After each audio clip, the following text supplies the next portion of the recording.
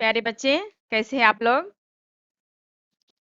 हम आज 10वीं कक्षा का तीसरा पाठ हम भारतवासी रमेश पोखरियाल निशंक जी से लिखा गया इस पाठ के बारे में हम बताएंगे।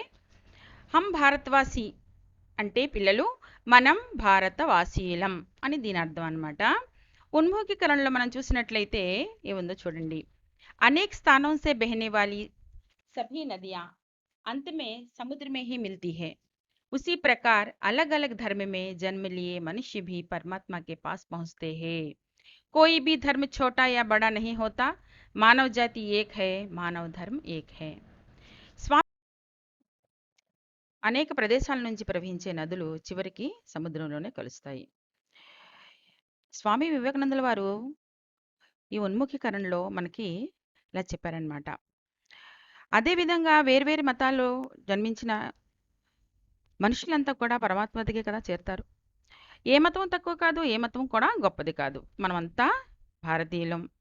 మానవ జాతి మానవ జాతి మీదే ఎక్కువగా తను మానవులం, మానవ జాతి అదే చెప్పారు. మనమంతా ఏంటి? మానవ మతం అంతే. మానవ మతమే అంటున్నారు ఇక్కడ. అంటే సపరేట్ మతాలు కాకుండా, వేరే వేరే మతాలు కాకుండా మనమంతా కూడా మానవత్వంతో ఉండేవాళ్ళం. అలాగంతా ప్రపంచమంతా ఒకటే అనేసి చాలా చక్కగా స్వామి వివేకానంద వారు చెప్పారనమాట. ఇందులో ప్రశ్నలు మనం చూసినట్లయితే నదియా కిస్మే విలీన్ హోతీ హే. నదులన్నీ ఎందులో విలీనమవుతాయి? నదులన్నీ ఎందులో విలీనమవుతాయమ్మా? సాగర్మే విలీన హోతే హే. అంతా కూడా సముద్రంలో కలిసిపోతాయి నదులన్నీ కూడా. రెండో ప్రశ్న, ఇస్మే కిస్ కిస్ కో ఏక్ బతాయా గయా హే. ఇందులో దేన్ని ఏవేవి ఒకటి అని చెప్పబడింది. ఇక్కడ ఇందులో ఏం చెప్పబడింది? మనమంతా ఒకటే. ఎవరు కూడా చిన్న లేదు, పెద్ద లేదు. ఏ జాతి గొప్పది కాదు, ఏ జాతి నీచమైనది కూడా కాదు. మనమంతా కూడా మానవ ధర్మం, మనది మానవ ధర్మము, అదొక్కటే చెప్పారనమాట. మూడో ప్రశ్న చూసినట్లయితే మానవ జాతి ఏక్ హై, ఇస్ పర్ అప్నే విచార్ బతాయి. మానవ జాతి అమ్మ, మానవ జన్మ అనేటువంటిది ఒక విలక్షణమైన, మన మానవ ప్రాణి ఒక విలక్షణమైన ప్రాణి. భిన్న భిన్న ధర్మాలు ఉన్నాయి, జాతులు ఉన్నాయి, రకరకాల వేషభాషలు ఉన్నాయి. మన మొత్తం ప్రపంచంలో అన్నీ వేరే వేరేగా జాతులు ఉన్నాయి. భిన్నతమే ఏకత. మన యొక్క భారతదేశం ఏంటి? భిన్నత్వంలో ఏకత్వం అస్తమానం కనిపిస్తుంటుంది. ఎన్ని జాతులు ఉన్నాయి, ఎన్ని మతాలు ఉన్నా సరే మనమంతా కూడా ఒక్కటిగా ఉంటాం అన్నమాట. అలాగే ఇక్కడ మనం చూసినట్లయితే ఇక్కడ ఆచార వ్యవహారాలు, రెహన్ సెహన్ అన్నీ కూడా వేరే వేరేగా ఉన్నప్పటికీ కూడా మనం అంతా కూడా ఒక ఆత్మలాగా కలిసి ఉంటాం అన్నమాట. మన హిందీ ఒక గీత ఉంది. దాంట్లో చూసినట్లయితే బేలా గులాబ్ జూహి చంపా చమేలి పూల్ హే అలగ్ అలగ్ మగర్ మాలాతు ఏక్ హే అని ఒక పాటలో వస్తుందమ్మా. మల్లె, సంపంగి, మందారం అలా వేరే వేరే పువ్వులు ఉన్నప్పటికీ కూడా అది దండలో గుచ్చినట్లయితే ఒక హారంలాగా ఎలా అయిపోతుందో అలాగే మన భారతదేశంలో వేరు వేరు మతాలు, వేరు వేరు కులాలు, వేరు వేరు ఆచార వ్యవహారాలు ఉన్నప్పటికీ కూడా మనమంతా ఒక్కటే అని అందులో చెప్పబడింది. అలాంటి దేశం మనది.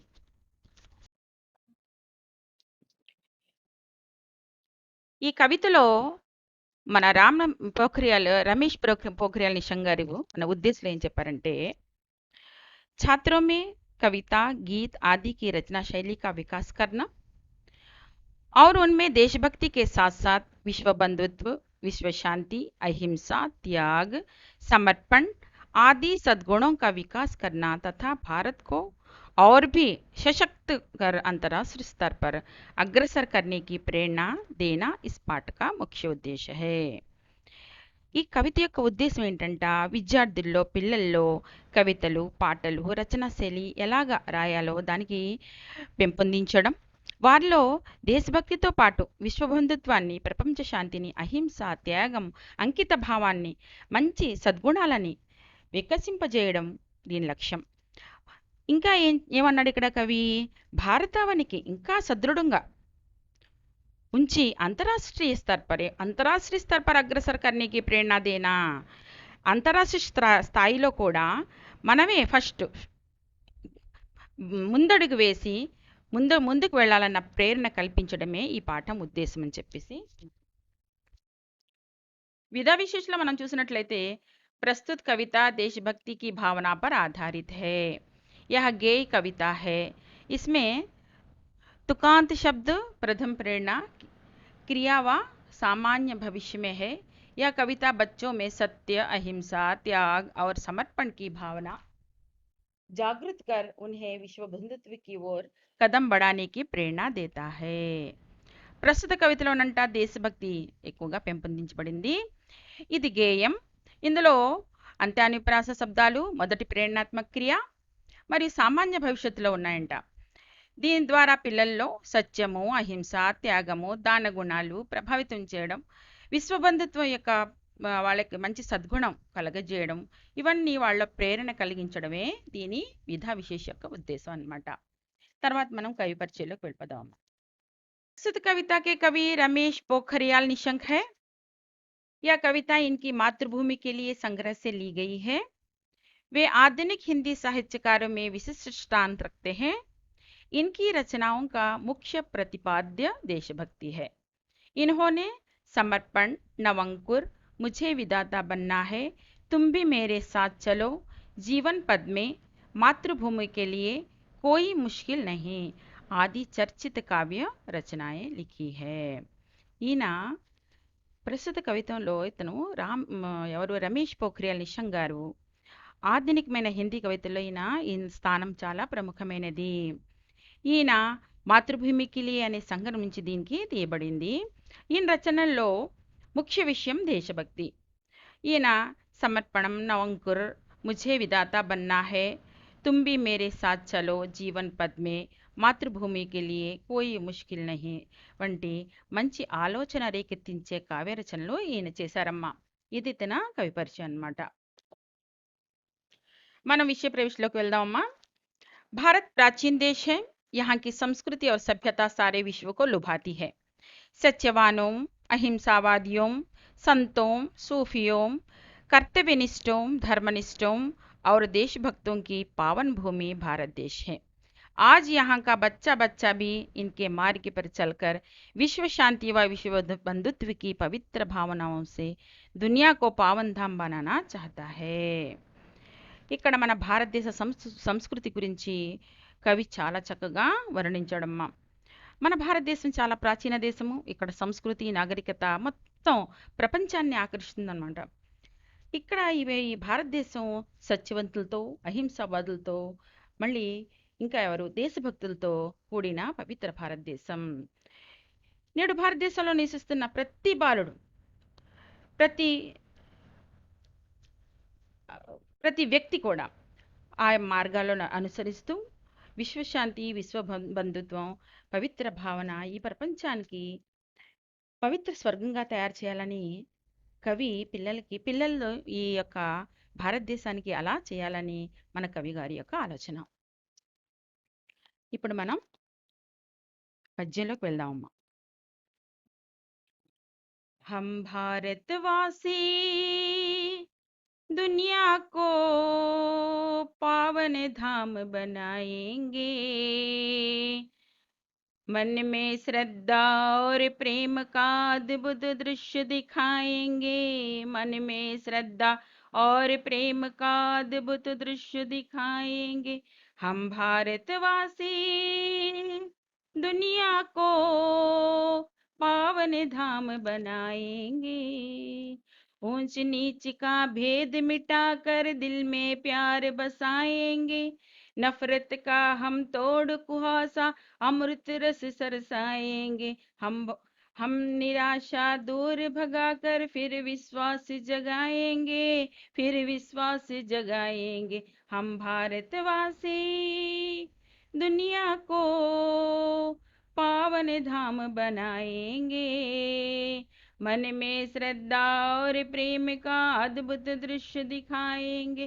हम भारतवासी दुनिया को पावन धाम बनाएंगे, उलझन में उलझे लोगों को तद्य दीप समझाएंगे, भटक रहे जो जीवन पद से उनको राह दिखाएंगे.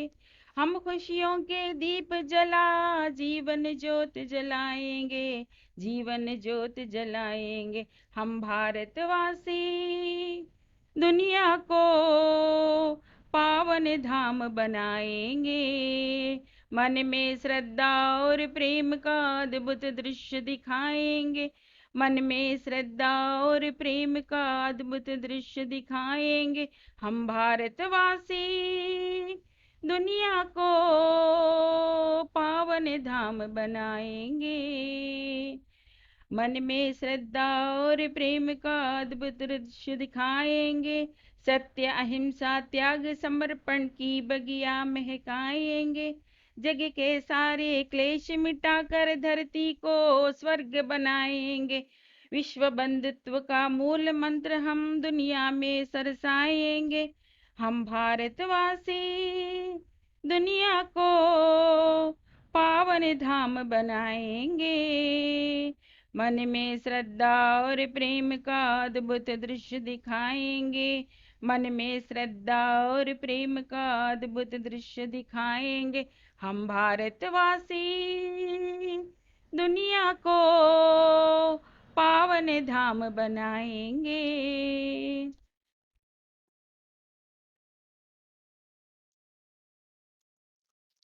ఈ పద్యం యొక్క భావం చూద్దామా. हम भारतवासी दुनिया को पावन धाम बनाएंगे, मन में శ్రద్ధ और ప్రేమ का అద్భుత దృశ్య దిఖాయింగే అన్నాడు.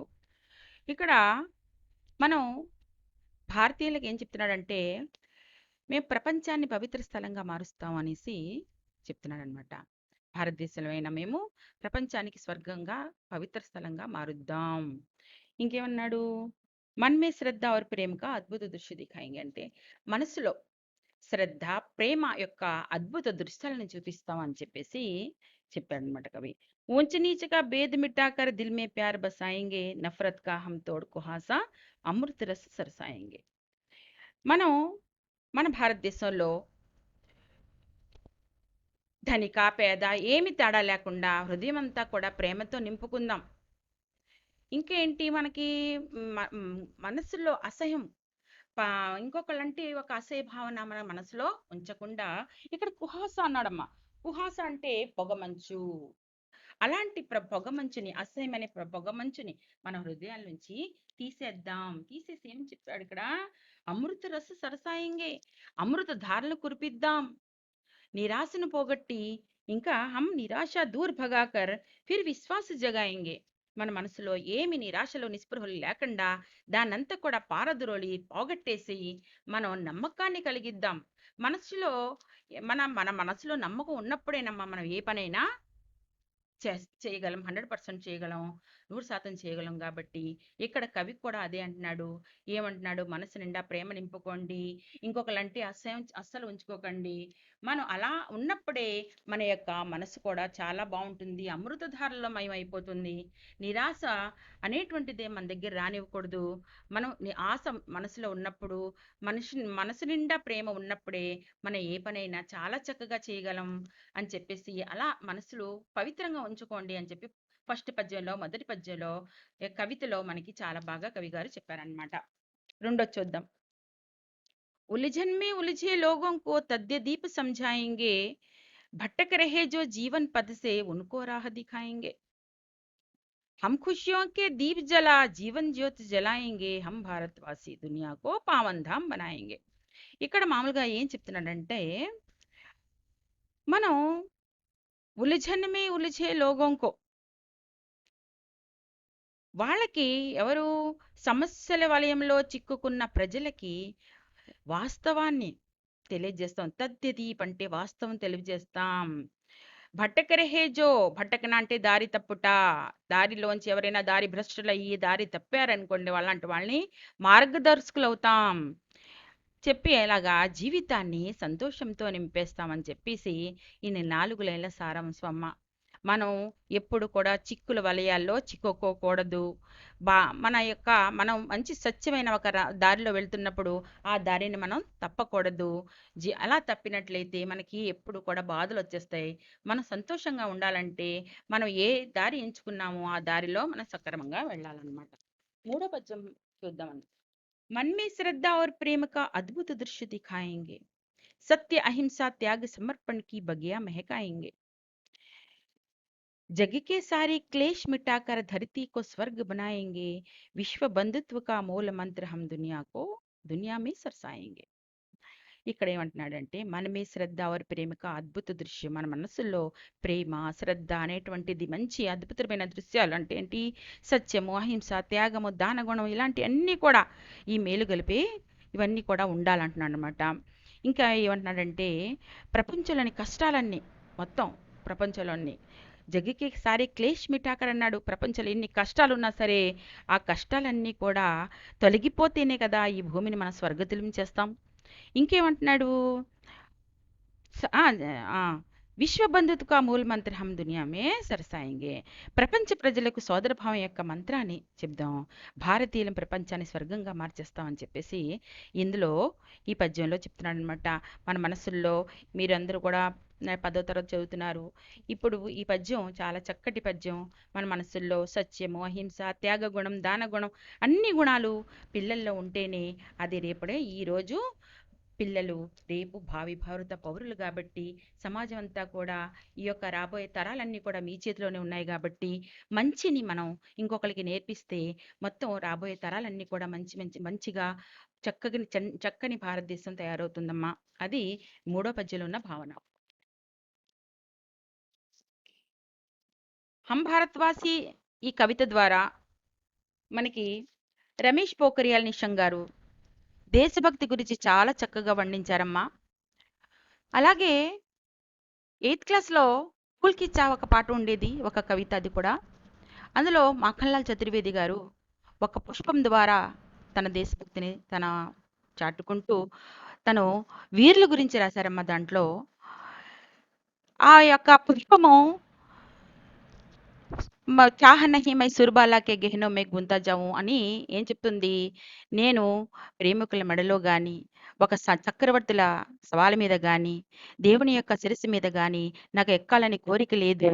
ముझे తోడు లేనా వనమాలి ఉస్ పద్ మే దేనా తుమ్ ఫెంక్ మాతృభూమి పర్ శీష్ చడానే జిస్ పద్ జావే వీర్ అనేకని ఆ యొక్క పుష్పము ద్వారా మాఖన్లాల్ చతుర్వేది గారు ఎంత బాగా చెప్పారంటే, ఓ పువ్వు ఓ పుష్పమా, నన్ను ఎక్కడ విసిరేయంటే ఎక్కడైతే దేశం కోసం ప్రాణాలు అర్పించే వీరుల యొక్క పాదధూళి తగిలితే నేను ధన్యమైపోతాను, నాకు ఆ దారిని విసిరే అని చెప్పేసి పుష్పం ద్వారా ఆ షహీదుల గురించి మన మాఖన్లాల్ చతుర్వేది గారు చాలా బాగా వివరించారమ్మా. ఇలాగా చాలామంది ఈ ఈ దేశభక్తి కోసం ఏంటి, మన యొక్క దేశం కోసం ప్రాణాలు త్యాగం చేసే షహీదుల గురించి కూడా రాశారమ్మా. ఇది చాలా చక్కటి పద్యం మీరు ఈరోజు హం భారత్వాసి విన్నారు. తర్వాత పద్యంలో తర్వాత దాంట్లో నేను క్వశ్చన్ ఆన్సర్స్ అవి పెడతానమ్మా. ఇవి బాగా నేర్చుకోండి. ఇప్పుడు దాకా లెసన్ విన్నారు కదమ్మా. మీరందరూ కూడా లైక్ చేయండి, షేర్ చేయండి, సబ్స్క్రైబ్ కూడా చేయండి అమ్మా.